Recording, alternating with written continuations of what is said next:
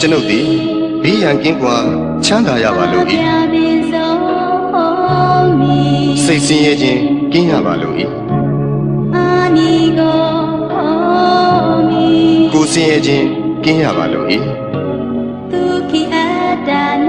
ကိုယ်ဝန်ကိုယ်တာကိုယ်ခန္ဓာ